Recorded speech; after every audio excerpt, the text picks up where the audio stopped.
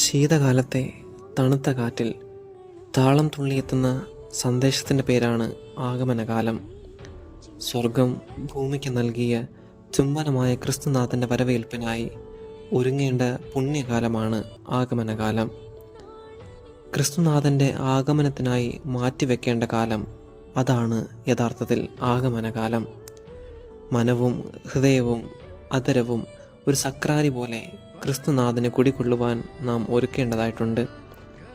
നക്ഷത്രവും പുൽക്കൂടും സമ്മാനങ്ങളും എന്നിങ്ങനെ നിരവധി കാര്യങ്ങൾ മനസ്സിലേക്ക് താളം തുള്ളി കയറി വരുന്ന കാലമാണെങ്കിലും ക്രിസ്തു വരാനിരിക്കുന്ന നക്ഷത്രത്തെ തൂക്കിയിടുവാൻ ഒരു ഇടമുണ്ടോ എന്ന് ചിന്തിക്കണം. അവന് പിറക്കുവാൻ ഒരു ഹൃദയം ഒരുക്കിയിട്ടുണ്ടോ എന്ന് ചിന്തിക്കണം. ഏറ്റവും വലിയ സമ്മാനമായവന് എനിക്ക് എന്നെ തന്നെ സമ്മാനമായി കൊടുക്കുവാൻ സാധിക്കുന്നുണ്ടോ എന്നെല്ലാം നാം ചിന്തിക്കേണ്ടതായിട്ടുണ്ട്. അങ്ങനെ ചിന്തിക്കേണ്ട കാലം കൂടിയാണ് ആഗമനകാലം. ആഗമനകാലമായാൽ മനസ്സിലേക്ക് ഓടിയെത്തുന്ന ചിത്രം 4 വർണ്ണങ്ങളുള്ള തിരി കത്തിച്ചു വെച്ചതാണ്. ഓരോ തിരിയും നൽകുന്ന വലിയ സന്ദേശം കൂടിയാണ് ആഗമനകാലമെന്ന് പറയുന്നത്. യഥാർത്ഥത്തിൽ തിരികൾ നൽകുന്ന 4 സുന്ദരമായ പാഠങ്ങളാണ് ആഗമനകാലത്തിൻ്റെ പൊരുളെന്ന് പറയുക.